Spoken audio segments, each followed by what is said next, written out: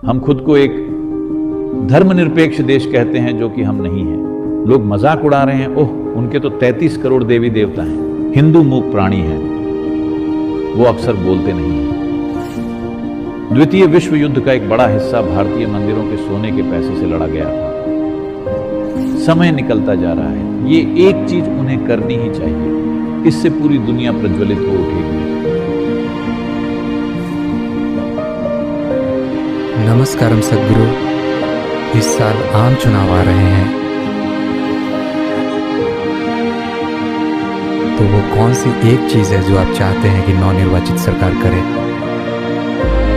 इस देश को कई चीजों की जरूरत है, जैसे कि आर्थिक विकास में तेजी की जरूरत है, जो निश्चित रूप से अगले 5 से 10 सालों में, ऐसा मेरा मानना है, शिक्षा में बदलाव की जरूरत है। लेकिन आप मुझे केवल एक ही चीज दे रहे हैं, सिर्फ एक चीज। मेरे पास कई चीजें हैं, लेकिन अगर एक ही चीज बतानी है तो इस सभ्यता के खिलने के लिए और अगले 25 साल में मूल्यवान होने के लिए सबसे महत्वपूर्ण चीज ये है कि हिंदू मंदिर हिंदुओं के हाथों में आ जाने चाहिए।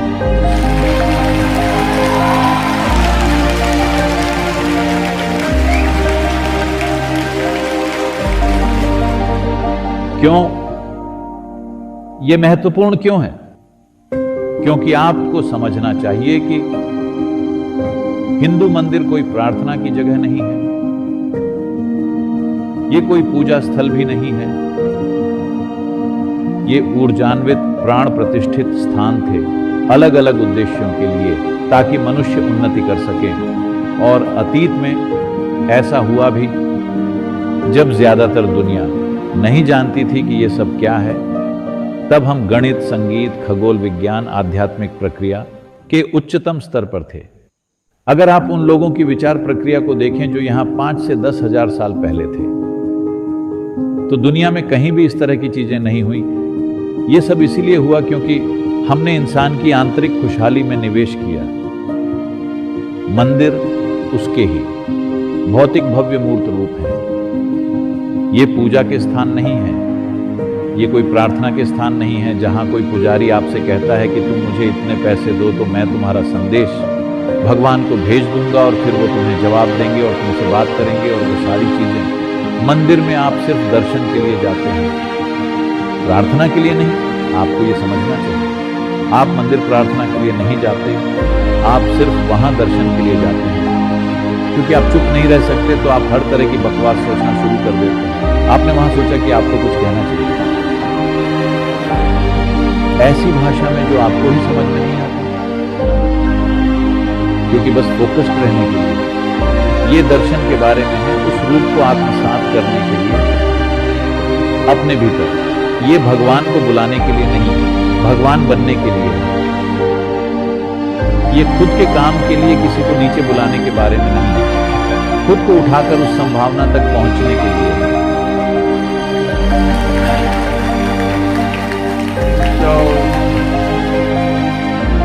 अब हम अपने आप को एक धर्मनिरपेक्ष देश कहते हैं, जो कि हम नहीं, क्योंकि ज्यादातर हिंदू मंदिर सरकार के हाथों में हैं। सरकारी बाबू उन्हें चला रहे हैं, व्यवस्थित ढंग से बर्बाद किए जा रहे हैं। भक्तों के बिना मंदिर नाम की कोई चीज नहीं होती।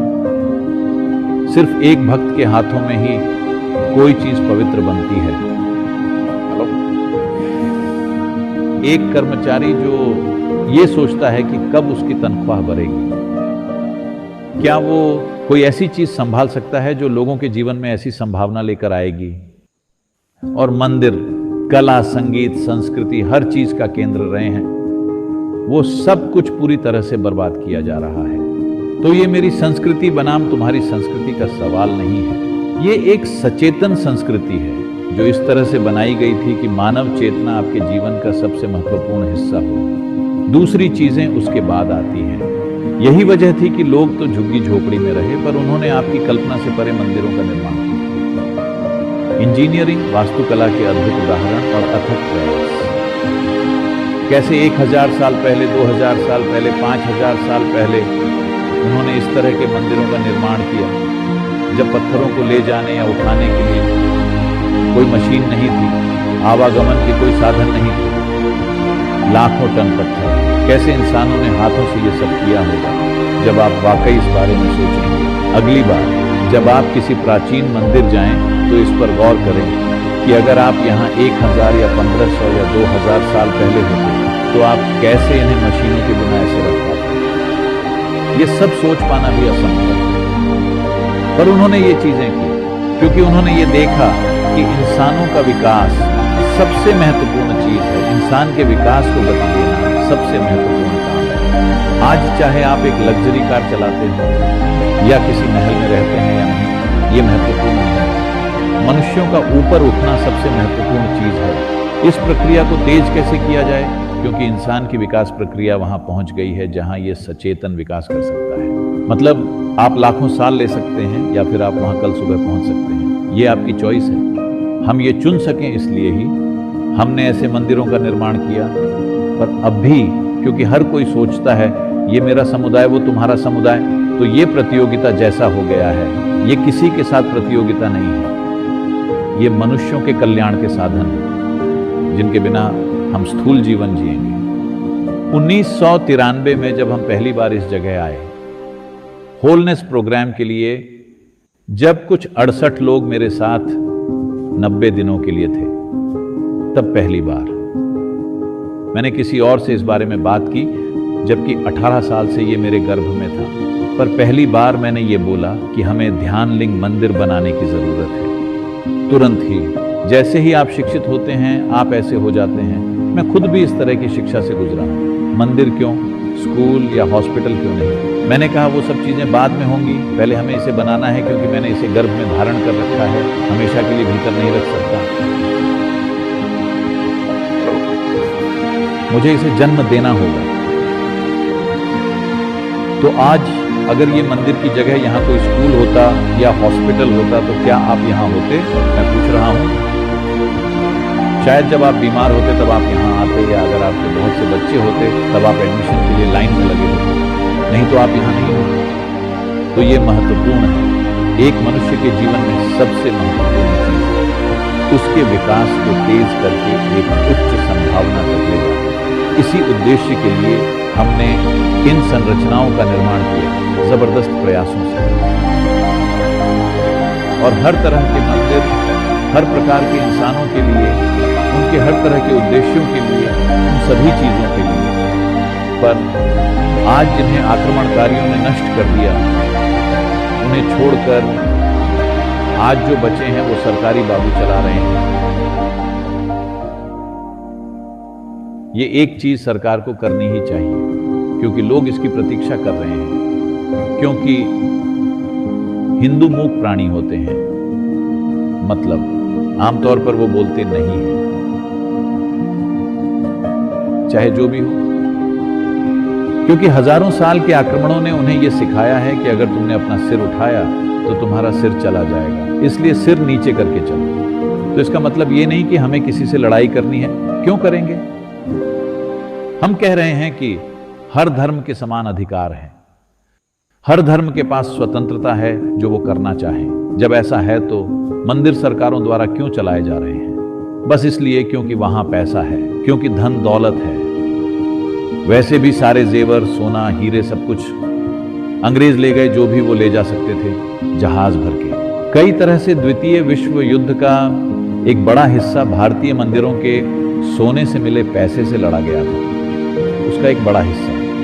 लेकिन उसके बाद आजाद भारत नेताओं ने सब चुरा लिया। भाड़ में जाए सोना। मुझे सोने या हीरे में दिलचस्पी नहीं है। जो सोना मंदिरों में था या अब भी है, मुझे उसकी परवाह नहीं है। ये ऊर्जा के रूप है, इन्हें जीवित रखना होगा ताकि आने वाली पीढ़ी को इनसे लाभ हो।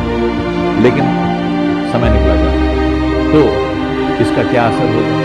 इससे पूरी दुनिया प्रज्वलित होगी। अगर हम इन स्थानों को शक्तिशाली रखें, ये सिर्फ हिंदुओं के लिए नहीं, इस धरती के हर इंसान को इनसे लाभ हो, धरती के हर जीवित प्राणी को इनसे लाभ हो।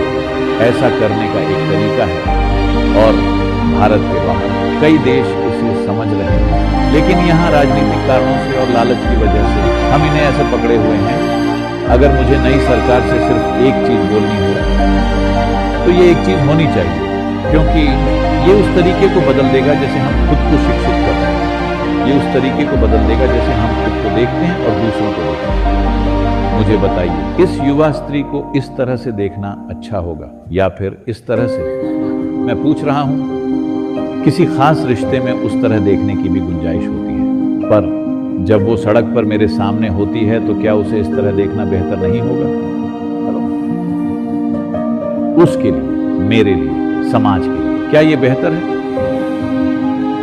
यही इसका मतलब है कि जिसका लोग मजाक उड़ाते हैं, अरे उनके तो 33 करोड़ देवी देवता हैं, क्या बकवास है। अरे यहां तो सांप एक भगवान है, गाय भगवान है, बैल भगवान है, क्यों नहीं? एक पत्ता भी भगवान है। सृष्टि का हर छोटा अंश ईश्वर है। अगर आप एक अणु को देखें, अगर मैं इलेक्ट्रॉन माइक्रोस्कोप में एक अणु को भी देखूं तो पहली चीज मैं यही करूंगा, हेलो,